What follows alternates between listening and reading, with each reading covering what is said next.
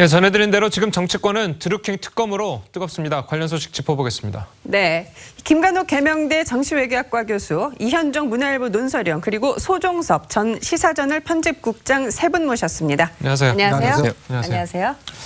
자, 먼저 첫 번째 주제 보시겠습니다. 자, 송인배 청와대 비서관이 이제 참고인 자격으로 오늘 특검에 출석했습니다. 먼저 관련 영상 보시고 이야기 나누겠습니다. 김경수 지사에게 왜 드루킹 일당 소개하셨습니까? 저는 오늘 참고인 자격으로 특검에서 조사를 요청해와서 오늘 이렇게 출석을 하게 됐습니다. 있는 그대로 사실 그대로 조사에 성실하게 임하고 구체적인 내용은 조사가 진행된 이후에 알려드리고 또 특검에서도 내용을 여러분들께 말씀을 드릴 겁니다. 고맙습니다. 측에서 받은 200만 원은 다른 목적이 있었습니까? 잘 갔다 와서 이야기 드리겠습니다. 댓글 조작이나 시연에 대해서 보신 적 있으세요? 네, 송인배 비서관의 모습 보셨는데요. 다소 여유 있고 침착하게 이제 기자들의 질문에 조목조목 대답을 하는 모습 보셨습니다. 이현종 의원님, 네. 그런데 이 간담회 참석비 명목으로 200만 원을 받은 것으로 알려져 있지 않습니까? 그렇죠. 그런데 이렇게 간담회 참석하고 수백만 원을 받는 경우가 이례적인 건가요? 아니면 일반적인 건가요? 그래서 이제 이게 아마 공직자나 이제 어떤 직책에 있으면 이게 사실 문제가 될 텐데, 사실은 송인배 비서관이 이제 이때 당시에는 사실 뭐 직업이 없던 상태였습니다. 예. 송인배 비서관 같은 경우는 이제 경남 양산에서 이제 여러 차례 출마를 해서 낙선을 했죠. 예. 이제 거기 아마 이 지역구 조직에서 이제 아는 분이 아마 경공모 회원이었던 것 같아요. 예. 그래서 이제 드루킹을 소개를 해줬고, 예. 또 드루킹이 이제 느릅나무 출판사에 초대돼서 이제 예. 강의도 하고, 예. 보통 일반적으로 이렇게 강의 한번 하면 한 100만 원에서 200만 원 정도 받는 거는 뭐 상례적으로 받습니다. 이제 그렇다 보니까 이거는 뭐 특별히 어떤 송인배 비서관이 많이 받았다 이렇게 하기에는 좀 무리가 있는 것 같아요. 이제 문제는 이제 송인배 비서관이 그러면 왜 이 사람을 이제 드루킹을 이 김경수 지사한테 소개를 해줬는가? 예. 그 소개를 해줄 때 어떠한 이유로 소개를 해줬는가? 예를 들어서 본인이 이 경공모란 조직 자체가 뭐 댓글과 관련해서 여러 가지 작업을 한다라는 걸 알고 해줬는 것인지, 예. 아니면 단지 이제 어떤 재벌 개혁이라든지 또 썬풀 운동이라든지 이런 걸 차원에서 그냥 소개를 해준 것인지. 예. 사실 지난번 경찰에서는 조사를 못했어요. 예. 그러다 보니까 이번에 처음으로 조사를 받는 거거든요. 예. 아마 이제 그런 부분에 대한 조사가 좀 집중적으로 이루어지지 않나 싶습니다. 그러면 이제 보면은 받는 혐의들이 좀 있잖아요. 그러니까 특검에서 소환이 좀 늦었던 거 아닌가, 좀 이런 지적들이 있는데 그 부분은 어떻게 봐야 됩니까? 근데 어차피 이제 특검의 주요 어떤 타깃이라고 할까요? 예. 그건 아무래도 이제 김경수 지사가 될 수밖에 없고, 예. 그러다 보니까 이제 김경수 지사에 이제 집중을 하느라고 여러 가지 부분이 좀 시간이 지체된 부분이 있고요. 지금 특검으로서는 시간에 좀 쫓기는 거죠, 사실. 예, 그렇죠. 예. 25일이 마지막이기 때문에 시간이 별로 없고, 그래서 일단은 김경수 지사를 향해서 모든 수사력을 집중을 해서 2번이나 소환을 하지 않았습니까? 예. 그리고 나니까 이제 남는 게 송인배 비서관, 백원우 비서관 두 사람인데, 그 부분에 대해서 조사는 안 할 수가 없으니까 예. 조사를 이제 해야 되는 것이, 그러다 보니까 조금 이제 타임으로 봐서는 좀 늦어진 부분은 있죠. 예. 하지만 또 수사의 어떤 뭐라고 할까요? 전체적인 흐름으로 봤을 때는 또 불가피하지 않았나 싶은 그런 생각도 들고 예. 그렇습니다. 예, 송인배 비서관 오늘은 참고인 신분인데 앞으로 피의자로 그럴 전환될 가능성 어떻게 가능성은 보세요? 거의 없습니다. 거의 그러니까 없다고 지금도 이제 참고인으로 나왔는데 예. 사실은 여기서 핵심은 뭐냐면 드루킹 일당이 하는 일종의 댓글 조작을 지시했거나 여기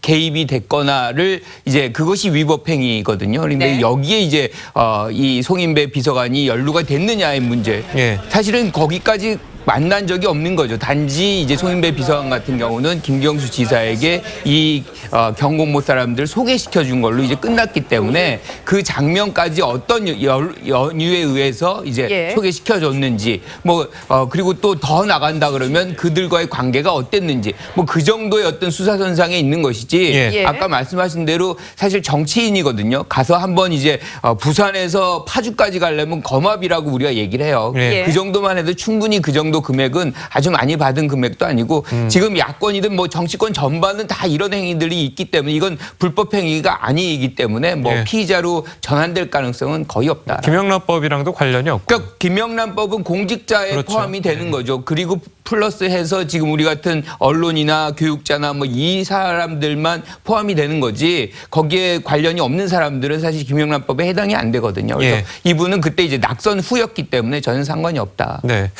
알겠습니다. 아까 말씀하신 게 김경수 지사를 조사하는데 이제 초점이 맞춰 있기 때문에 어쨌든 뭐 수년이 좀 되고 있다. 그러면 특검 기한 연장도 지금 얘기가 계속해서 나오고는 있는데 이게 좀 가능할지도 관심이거든요. 일단 지금 수사기간 연장 같은 경우는 물론 야당에서는 이제 연장해야 된다 이야기를 하고 여당은 할 필요가 없다고 이야기를 하는데 일단 수사팀의 판단이 중요할 것 같습니다. 예. 이게 사실은 한 21일 정도에 이제 신청을 해야 되거든요. 남겨서.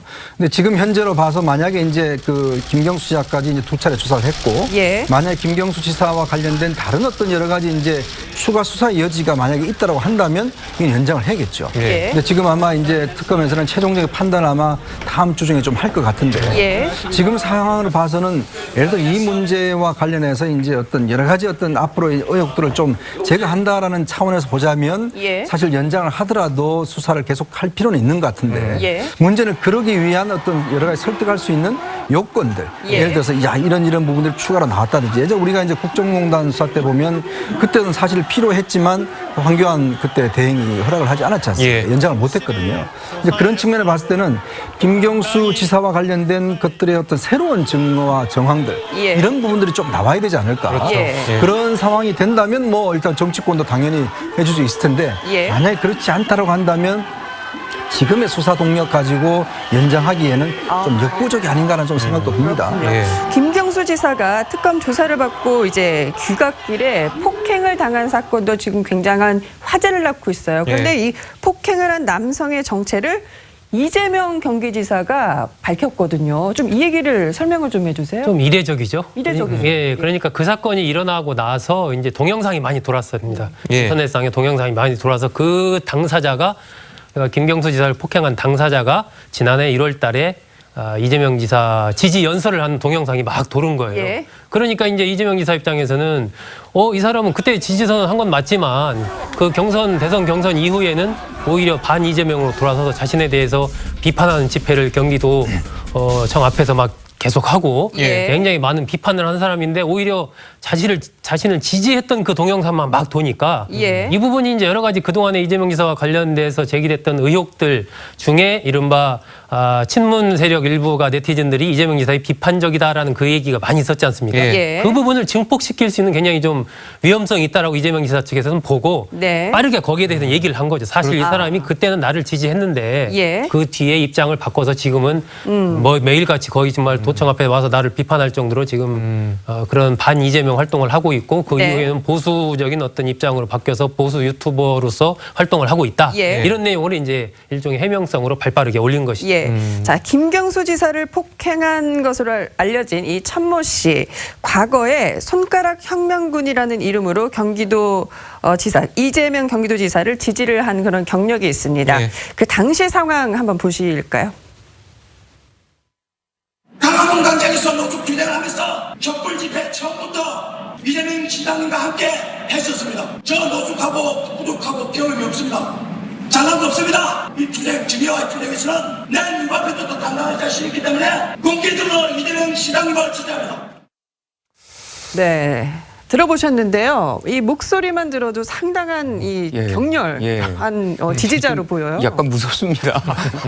근데 이재명 지사의 순환 시대인 것 같아요. 예. 그러니까 지금 모든 일이 뭐 자고 일어나면 한 건씩 계속 일어나고 또 이거는 어떻게 보면 우리가 정치인의 테러 굉장히 준하는 엄중한 사건이었거든요. 그러니까요. 그런데 이제 예. 그런 사건을 저지른 사람이 손가락 혁명 즉 이재명 지사의 어떤 지지자들의 모임이 있었거든요. 예. 이제 거기에 일원이었다.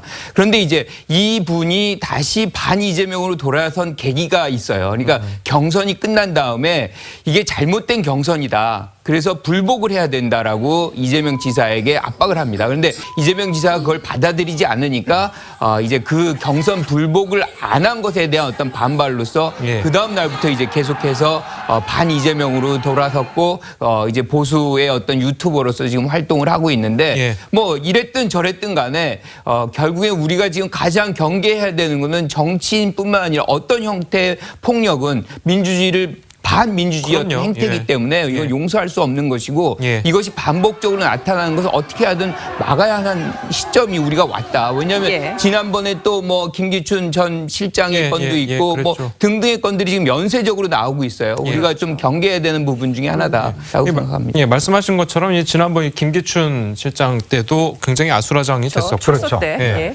이 김성태 의원도 그렇죠. 폭행을 당했고, 또 되돌아보면은 박근혜 전 대통령도 테러를 당했었고. 이게 사실은 이제 정치의 테러가 어떤 면에서 점점 늘어나고 있는 예. 상황이거든요. 그만큼 정치가 이제 극단화되고 있고 또 자기의 어떤 지지층들 중심으로 해서 굉장히 극렬한 지지가 이제 이어지고 예. 있다는 예. 것이거든요. 그런 것들이 이제 지금 정치권의 문제도 있겠지만 또 한 번의 문제는 이런 문제를 과연 이제 공권력 차원에서 굉장히 공평하게 대우를 해야 됩니다. 예. 예를 들어서 김기춘 전 실장 나올 때 예를 들어서 유리창을 부수고 한 행위에 대해서 현행범을 바로 현장에 체포를 못했거든요. 자, 그러면 그런 것 같은 경우도 마찬가지로 바로 현장에서 체포를 해서 예를 해야 되는데 지금 예. 이번 같은 경우는 이제 현장에서 체포를 했지만 이게 뭔가 공권력이 공정하다는 걸 좀 보여줘야 돼요. 예. 그래야지만이 양측에서 어떤 이 비난이 있을 수가 없는 것이거든요. 예. 근데 이제 지난번 우리가 촛불 집회라든지 이런 걸 쭉 거쳐오면서 실제 공권력이 많이 위축됐습니다. 어떤 예. 그 경찰의 어떤 행동에 대해서 뭐 폭력이다 뭐 등등 해서 여러 가지 위축되어 있는 상황인데 예. 문제는 이런 것보다는 이렇게 하니까 점점 저런 행위 자체가 정당하게 비춰지는 그런 양상들이 있어요. 그렇기 때문에 지난번 김성태 원내대표 폭력도 원희룡 지사도 마찬가지지만 예. 자꾸 이런 것이 합리화되고 이런 것이 뭐 어떤 면에서 보면 정치인이 감내해야 될 문제다 이런 식으로 된다고 한다면 누가 앞으로 저렇게 정치를 하겠습니까? 그렇기 때문에 이 문제는 어떤 면에서 사회적 분위기도 중요하지만 예. 공권력이 이 문제에 대해서 공평하고 엄중한 저는 대처를 해야 된다고 생각이 듭니다. 예, 예전에 보면 예전에 정말 예전 정치 시절 보면은 뭐 이렇게 연설을 굉장히 몇만 명 모여가지고 하지 않았습니까? 그 당시에는 그 자신이 지지하지 않는 분이 연설을 하면은 막 이렇게 뭘 던지고 막 그랬잖아요. 그런 폭력과 비교해서 지금의 폭력은 어떻게 봐야 됩니까? 그러니까 저는 여러 가지 이제 원인이 있는데 지금 이제 이현정 의원께서 말씀하신 일종의 그 공정한 공권력의 집회 이런 부분도 필요하고 왜 이게 직접 지지자와 지지자가 현장에서 맞붙는 경우들이 생기는 것이거든요. 예. 이번에도 이제 김경수 지사를 폭행한 그 천아무개 씨의 경우가 지금 우리가 얘기를 하고 있지만 예. 그 전에 지지자들이 상대방 지지자를 폭행한 사건들도 있었습니다. 예, 그렇죠. 이런 일들이 왜 생기는가? 저는 그 한 원인이 일종의 이제 지금 우리 사회가 민주사회로 해서 대통령도 있지만 의회주의지 않습니까? 그러니까 의회와 정당 예. 의 역할이 상당히 지금은 축소되는 상황이거든요. 그러니까 모든 권력이 청와대로 집중이 돼 있고 네. 청와대가 직접 국민을 상대하는 이런 식의 구조가 돼 있단 말입니다.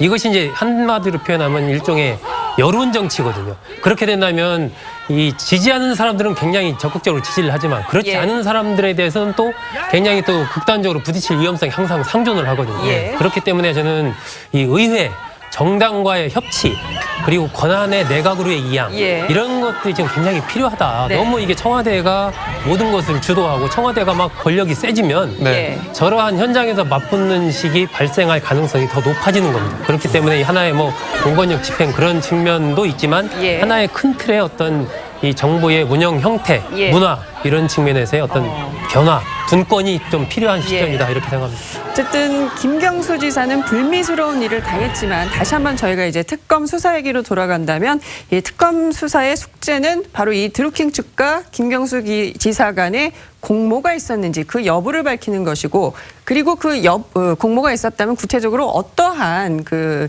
일들이 있었는지 그거를 밝히는 데 수사력을 집중을 지금 해야 되는 상황인데요. 자, 김경수 지사의 앞으로의 사법 처리 어떻게 전망을 하십니까? 그러니까 결국엔 특검이 영장 이제 요청할 것이냐 말 예. 것이냐 이 문제인데 특검이 사실은 딜레마가 좀 있죠. 이게 영장을 청구를 안 하면 여태까지 뭐 했느냐. 그러니까 무능 특검이라는 뭐 오명을 벗어날 길이 없는데 또 특검이 이제 영장을 청구했을 때 기각이 될 경우에는 사실은 뭐 이 수사의 동력은 확실히 빠지게 그렇죠. 됩니다. 예. 그러면 예. 전반적으로 이것이 운영이 나가기가 굉장히 어려워요. 그러니까 지금 우리가 25일이 만료기 때문에 지금 뭐 한 13일, 12일 정도뿐이 안 남은 것인데 그거를 증명할 만한 것들의 어떤 증거 자료들이 지금 형성이 안 된 상황에서 어떻게 할 것이냐. 예. 근데 저는 개인적으로는 영장을 청구 안 할 수가 없을 것이다. 예. 그러니까 어떻게 하든 영장 청구, 지금까지 나온 어떤 정황만이라도 해서 영장을 청구할 것이고 그 판단의 결과는 즉 공은 법원으로 넘기는 그런 장면이 벌어지지 않을까 이렇게 네. 생각합니다. 네. 자, 저희는 알겠습니다. 다음 주제로 넘어가 보겠습니다. 자, 다음 주제 제목 보실까요? 남북 고위급 회담 동상이목이라는 제목을 저희들이 뽑아봤는데요. 네. 내일 판문점에서 열리는 이제 고위급 회담이 있죠. 이 참석 명단을 발표됐는데 이 양측의 명단을 저희가 좀 살펴봤더니 남과 북이 중요하게 생각하는 부분이 좀 다른 것 같아요. 네. 예. 내일 이제 고위급 회담이 열리는데 일단 우리 측 그 대표 명단을 보면 지난번 대표들 명단하고 비슷한 명단입니다. 예. 주로 이제 아무래도 우리 같은 경우는 이제 그 정상회담을 염두에 두고 예. 정상회담 의제를 이제 관리하는 쪽으로 했는데 이번 회담 같은 경우는 북측이 먼저 요청을 했고 예. 북측이 예. 또 안건까지도 요청을 했습니다. 예. 즉 판문점 선언의 이행 문제와 네. 예. 그리고 이제 정상회담의 개최 문제 이걸로 이제 의제를 설정을 했는데 네. 특히 북한 대표단을 보면 주로 철도성하고 국토환경성 이 부상들이 나와요. 예. 그러니까 이걸 보면 우리 측하고는 조금 카운터 파트너가 맞지 않거든요. 예. 그러니까 이거는 결국은 대표단에서도 보여지듯이 이번 판문점 선언을 통해서 북측에서는 일단 철도 연결 문제, 예. 또 그다음에 이제 국토의 여러 가지 어떤 경협의 문제 예. 이런 것들을 좀 더 박차를 가하자. 예. 아마 그런 어떤 메시지로 좀 읽혀집니다. 예. 예. 근데 문제는 이 문제 같은 경우는 사실은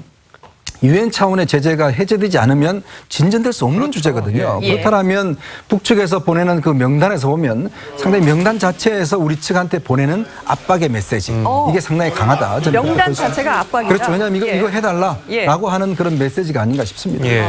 자, 이에 대한 우리 정부 측의 입장도 참 궁금해지는데요. 사실 이 북한은 남북 정상회담 직후부터 경제 협력, 특히 이 철도 문제를 빨리 해결하고 싶은 이 속내를 비친 바가 있습니다. 관련해서 윤영찬 국민소통수석 발언 들어보시겠습니다. 김 위원장은 문 대통령이 오시면 솔직히 걱정스러운 것이 우리 교통이 불비해서 불편을 드릴 것 같다. 평창 올림픽에 갔다 온 분들이 말하는데 평창 고속열차가 다 좋다고 하더라. 문 대통령은 앞으로 북측과 철도가 연결되면 남북이 모두 고속철도를 이용할 수 있다고 말했습니다.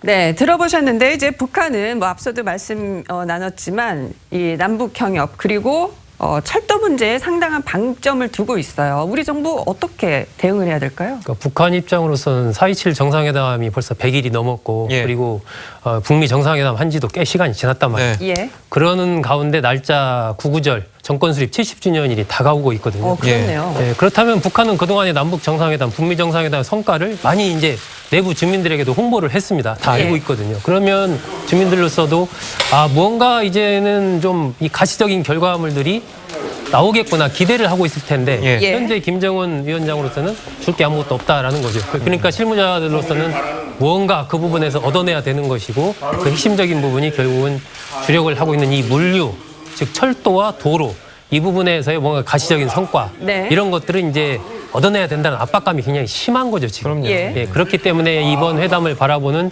시각 자체도 좀 서로가 다른 것이고 그래서 무언가 구체적인 성과를 얻어내기 위해서 북한은 계속 좀 압박을 할 것이고 그건 한편으로 본다면 그 실질적인 성과를 얻어내야 된다는 이 부분도 하나가 있고 또 하나는 국제적으로 봤을 때 이 너무 이게 미국의 어떤 국제 제재라는 틀 속에서만 당신들이 지금 움직이는 거 아니냐. 뭔가 좀 그런 부분을 벗어나서 과감한 좀 남북 간의 이 물꼬를 트기 위한 새로운 좀 시도를 좀 남한이 좀 해볼 필요가 있는 거 아니냐. 예. 이런 얘기를 이미 이제 뭐 그 선전 매체인 우리 민족끼리 등등해서 해왔지 않습니까? 그러니까요. 예. 이런 부분을 아마 내일 회담에서 또 강하게 예. 얘기를 하면서 우리나라와 미국 간의 어떤 좀 이 공조 체제를 좀 흔드는 이러한 어떤 노림수도 좀 동시에 갖고 있지 않나 보여집니다. 예, 근데 문제는 그 이번에 석탄 관련해서도 이제 뭐 드러났지만 이 미국의 세컨더리 보이콧이라는 게 굉장히 무서운 제재 아니겠습니까? 그렇죠. 무서운 제재인데 만약에 그 말씀하신 것처럼 북한이 원하는 대로 뭐 미국 제재를 뛰어넘어서 남북 경협을 한다면 이게 세컨더리 보이콧에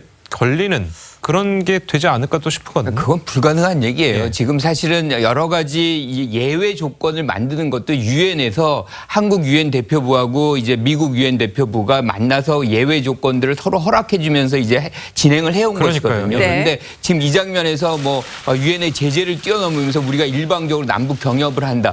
그거는 뭐 실질적으로 어려운 얘기고 그러니까요. 지금 예. 북한이 이렇게 먼저 제의하고 철도, 교통, 도로 이런 부분에서 강조하는 거는 판문점 선언을 이행해라는 예. 것인데 예. 사실은 그거를 압박하면서 한국을 통해서 미국을 열어가려는 일종의 이제 통남, 통미 이런 계산이라고 저는 봐요. 예. 그런데 예. 지금 북한 같은 경우도 당장의 어떤 경제 협력이라든가 물질적인 어떤 번영 이런 것들이 갑자기 올 수 없다는 것은 분명히 알고 있습니다. 예. 예. 제일 중요한 거는 어떤 정치적 선언이랄까 이 정치적 흐름의 변화가 만들어져야 되는데 그것은 북한이 지금 집중하는 부분은 종전선언인 것 같아요. 그런데 종전선언도 지금 이루어지지 않고 지금 말씀하신 대로 구구절에 뭔가를 선언적인 의미를 내세우고 뭔가 선전의 효과를 극대화시켜야 되는데 경제 문제는 그렇게 쉽게 피부에 와닿지가 않거든요. 예. 그래서 종전선언이라든가 정치적인 미국과의 관계 그런데 우리 입장에서는 사실은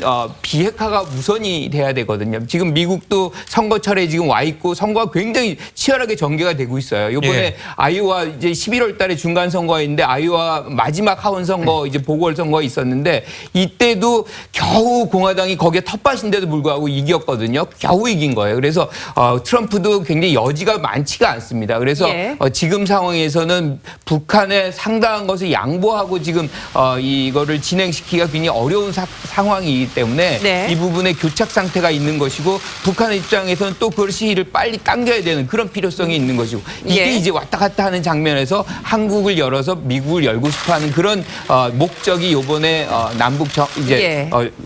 고위급 회담으로 연결이 된 것이다라고 예. 판단합니다. 자, 저희는 다음 메가톤급 이슈로 넘어가 보겠습니다. 자, 어떤 내용이냐면요. 석탄 때문에 속탄 정부. 정말 연일 이 북한산 석탄이 핫 이슈, 전국의 어떤 블랙홀이 되다시피 하는 큰 그러니까요. 이슈가 되고 있는데, 아니 그런데 관세청이 이 북한산 석탄 위장 반입 첩보를 입수를 한 게 작년 8월인데 1년 만에서야 이게 북한산으로 확인이 돼서 지금 논란이 되고 있습니다. 위원님, 네. 왜 이렇게 오래 걸린 거예요? 그 지금 확인에? 관세청 해명은 보면 이제 업자들이 계속 이제 자료 협조를 하지 않았고 또 석탄 경우에 이제 원산지를 우리가 잘 알기가 어려웠다. 그리고 이제 서류상으로 보면 러시아산으로 돼 있기 때문에 확인 과정이 굉장히 어려웠다라고 예. 이제 그런 해명을 하긴 했지만 예. 내용적으로 보면 사실 이 문제가 그 미국의 소리 방송에서 최근에 불거진 이후에 일부 이제 그 언론사와 또 국회의원 측에서 보면 이 수입증 관련해서 사실 하루 만에 확인을 했거든요. 예. 왜냐하면 러시아 상공회의소에 다 넣어보니까 다 이게 가짜로 나왔단 말이죠. 자, 그럼 이렇게 쉽게 확인되는 것들을 왜 그럼 우리 정부에서는 이렇게 늑장을 부렸냐. 더군다나 올해 2월 달에 대구지검에서 관세청 관련해서 이 문제를 적발해서 사실은 기소까지 한 부분입니다. 예. 그럼에도 불구하고 그 이후에 이 문제가 답보 상태였어요. 예. 그때 당시 아시겠지만 평창 동계올림픽과 남북 정상회담, 북미 정상회담이 있었습니다. 예. 이제 그렇다 보니까 이 문제는 사실은 북한이 지금 이 수출의 3분의 1이 사실은 석탄에 의존하고 있거든요. 예. 그리고 또 군부의 핵심 자금줄이 바로 이 석탄입니다. 예. 근데 그런 문제를 우리가 어떤 면에서 보면 바로 당사자인 우리가 구멍을 냈다라는 측면에서는 굉장히 심각한 문제인데 예. 어떤 면에서 보면 우리 정부가 뭔가 이 문제를 좀 석연찮게 처리했다. 이런 부분은 좀 저는 피할 수는 없을 것 같아요. 왜냐하면 이렇게 쉽게 빨리 확인될 수 있는 부분들을 왜 그렇죠. 10개월이나 걸려서 확인했는가. 네. 이런 부분은 어떤 면에서 보면 지금 물론 이제 한미 간에는 뭐 조율을 해서 크게 문제 삼지 않기로 한 것 같지는 하지만 그러나 어쨌건 간에 이 문제는 좀 더 조사를 해보면 왜 우리 정부가 미정비적 됐는지에 대한 부분은 여전히 의문으로 남습니다. 그러니까 처음에 뭐 관세청이 얘기하는 건 뭐 지난해 8월이라고는 하는데 이 동서발전 측이 이 북한산 석탄인 것 같다고 이제 신고를 한 게 3월이었잖아요. 8월보다 훨씬 전인 3월인데 그때만 좀 조사를 제대로 해가지고 했었어도 그 뒤에 일어났던 그 들어오는 뭐 3만 톤이 넘는 북한산 석탄이 안 들어왔을 수도 있을 건데 왜 그때 제대로 조사를 안 했느냐 이런 좀 비판이 많이 나와요. 그렇죠. 그런 비판은 뭐 나올 수밖에 예. 없죠. 지금 되돌아 봤을 때 특히나 다른 나라도 아니고 바로 우리나라가 그런 북한산 석탄을 결과적으로 그러니까요. 수입한 것으로 밝혀진 이런 부분에 대해 약간 곤혹스러움이 좀 있는 것이죠. 예. 그렇기 예. 때문에 그 배경이 그 관세청 설명대로 단순히 그 러시아 쪽에서 석탄을 최대 3개월 정도 이렇게 하역해서 모아놓는 기간이 있고 예. 네. 또 여러 가지 뭐 서류 같은 걸 확인하는데 시간도 많이 걸리고 또 검찰의 지위 이런 것도 굉장히 많았고 등등 이런 이유 때문인지 아니면은 여러 가지 이제 남북 정상회담이라든지 북미 정상회담 또 동계 올림픽 등등으로 이어지는 쭉 흐름들이 있지 않습니까? 그 흐름들 속에서 혹시라도 이런 국제 제재 부분과 관련된 이런 문제가 돌출했을 경우에 좀 여러 가지 남북 관계라든지 예. 이런 부분에서 문제가 될 소지 이런 것들을 혹시 또 눈치를 봤던 그런 것 아니냐는 의혹도 제기가 된 상태거든요. 물론 의혹 예. 단계입니다. 그렇습니다. 그렇기 예. 때문에 뭔가 이 부분에 대해서 명쾌한 조사가 필요한 예. 건 분명해 보이고요. 그것은 뭐 우리 정부를 위해서도 그렇고 국제 제재를 유지하기 위해서도 마찬가지입니다. 예. 지금 현재 우리 정부는 어쨌거나 계속 이 제재와 관련해서 미국 측과 협의를 해왔고 예. 이 석탄 문제를 다루는 부분도 마찬가지로 이미 미국과 그동안에 긴밀하게 여러 가지 협의를 해오면서 조사 자체를 진행을 해왔다라고 지금 설명을 하고 있거든요. 예. 그런 부분에 대해서 국민들이 납득할 수 있도록 조금 더 투명하고 분명한 좀 설명이 필요해 보입니다. 네. 네. 자, 의혹투성이인 이 북한산 석탄 수입 철저한 진실 규명, 실체 규명이 필요한 상황인 것 같은데요. 자, 정치권에서도 연일 이 문제 가지고 사실상 싸우고 있습니다. 네. 들어보실까요? 이번 사건의 경우 석탄 수입 업체가 우리 관세법을 위반했는지 여부를 따져 검찰이 기소를 통해 관련자를 처벌하게 될 것입니다. 근거 없는 주장으로 이 문제를 정쟁화하려는 시도가 있어서는 국익에 도움이 안 될 것입니다. 정부와 모종의 커넥션을 형성하고 있는지 여부를 포함해서 국회 청문회와 국정조사를 통해서 면밀히 밝혀갈 것이라는 말씀을 드립니다. 개별 기업체의 일탈 행위 정도로 치부하는 것은 일종의 꼬리 자르기. 자, 이 양측의 얘기를 좀 들어봤는데 어쨌든 뭐 같은 얘기를 두고 살짝 해석이 다른 듯한 느낌이에요. 중요한 건 두 가지입니다. 업자들이 알고 수입을 했느냐. 예. 그리고 이제 우리 한국 정부가 이거를 알고서도 묵인하고 허용을 그렇죠. 했느냐. 이런 예. 부분인데 그 부분이죠. 이제 두 번째 얘기 말씀드린 게 중요해요. 예. 만약에 우리가 알고서 이거를 허용했다 그러면 이건 유엔 제재를 위반한 것입니다. 그렇죠. 그래서 이 부분이 이제 규명이 돼야 되는 것인데 저는 이렇게 생각. 북한 3만 톤 수입하는 것을 알고 했다 그래가지고 이제 예컨대 그걸 수입했다 그래서 북한 경제가 갑자기 좋아지는 것도 아니고 또 그걸 통해서 만약에 우리가 알고서 그런 위험 부담을 알고서 수입했다 그러면 한국의 위상 신뢰도 이런 것이 모두 땅에 떨어지는데 그럼요. 네. 그걸 한국 정부가 알고서 했겠느냐는 부분인 것이죠. 예. 근데 이제 한국 관세청이 굉장히 좀 신중하게 접근하는 데는 이유가 있어요. 그 가장 큰 이유는 뭐냐면 이게 일단 러시아로부터 수입한 거잖아요. 예. 만약에 이거를 우리가 일방적으로 러시아 거를 우리 이제 일방적 조사에 의해서 뭔가 제재를 한다거나 이렇게 되면은 한국과 러시아의 어떤 경제, 무역 분쟁에 관련된 걸로 비화될 수 있는 것이거든요. 그럼요. 이제 예. 그런 문제의 조심성이 있다. 뭐 이런 것도 지적할 수 있지만 1년 정도의 기간이라는 건 조금 길기도 하거든요. 그래서 이런 부분은 관세청이 좀 더 발빠르게 해야 된다. 그러니까 우리 뭐 어디 나갔다 오는 거에 대해서는 뭐 관세청 아주 빠르게 잘하잖아요. 근데 그런 부분도 좀 잘해서 사실 예. 우리가 이런 오해죠 이건. 오해를 뒤집어 쓰는 일이 없도록 해야 되는 것이 관세청의 임무죠. 혹시 다른 의견 있으십니까? 뭐 그렇습니다. 지금 이게 사실은 우리는 뭐 빨리 수습을 하고 싶지만 미국에서 의회 쪽에서 바라보는 관점은 좀 다른 것 같아요. 그렇죠. 왜냐하면 이거는 왜냐하면 한쪽에서 구멍이 뚫리면 다른 쪽을 차단할 수 있는 방법이 없다라고 판단하는 것 같습니다. 예. 그래서 미국 의회 쪽에서는 좀 더 이 문제에 대한 조사를 아마 진행할 것 같아요. 이제 그런 차원에서 우리 정부가 이제 얼마만큼 설명하느냐에 따라 달려 있는데 문제는 여기에 발전소, 남동발전, 한전, 그다음에 금융의 은행 다 연결돼 있습니다. 자칫 이것을 예를 들어서 잘못 관리할 경우는 사실 세컨더리 보이콧해서 살아남은 기업이 없어요. 그럼요. 그런 면에서 비춰본다면 이 문제는 앞으로 좀 잘 관리를 해야 될 문제가 아닌가 싶습니다. 네. 아마 이것이 실질적인 어떤 유해한 안보리의 제재로 이어질 가능성은 거의 없다. 세컨더리 보이콧도 마찬가지로. 예. 왜 그러냐면 이게 회피적이고 반복적으로 뭔가 좀 체계적으로 이렇게 이제 이런 수입을 계속 들여온다든지 그리고 그것에 대해서 그 나라가 적극적인 어떤 조사 같은 걸 안 한다든지 이랬을 때 이제 그런 조치들이 취해지게 돼 있기 때문에 이번 사태는 그거랑은 좀 거리가 있기 때문에 그렇게 이어질 가능성은 저는 별로 높지 않다. 네. 어차피 또 한미 공조가 계속 앞으로 가야 되기 예. 때문에 예. 그런데 문제는 아까 김관옥 교수께서도 말씀하신 것처럼 이게 그러니까 수입업자는 알았는지 몰랐는지 모르겠지만 어쨌건 우리 정부가 이걸 알고서도 수입했을 가능성은 저도 별로 없다고 보거든요. 예. 그런데 문제는 그 사실을 알고 나서부터 국민들한테 제대로 조사해서 공식적인 발표를 하기까지의 기간이 너무 오래 걸렸죠. 너무 오래 걸린 예. 겁니다. 그러다 보니까 굉장히 많은 억측들이 생기게 예. 되고 거기에 대해서 비판이 생길 수밖에 없는 것이거든요. 네. 그러니까 그 과정에 대해서 왜 그렇게 오래 걸렸는지 이런 부분에 대해서 투명한 어떤 설명이 필요하고 앞으로 다른 비슷한 일이 있을 때도 빨리빨리 거기에 대해서 즉각 대응을 좀 할 예. 필요가 있지 않나 생각이 됩니다. 네, 알겠습니다. 오늘 세 분 말씀은 여기에서 마무리 짓겠습니다. 예, 고맙습니다. 잘 들었습니다. 감사합니다.